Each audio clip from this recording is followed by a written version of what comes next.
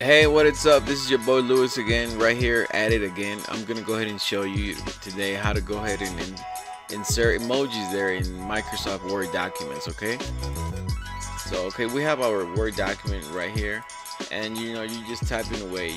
You're typing whatever, and you want to go ahead and insert your emojis. That way you can kind of make it look better and spice it up a little bit. So the only thing you have to do is go ahead and press the Windows key, the plus sign, and period.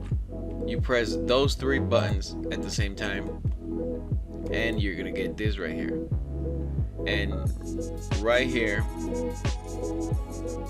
you're gonna get all these different categories there.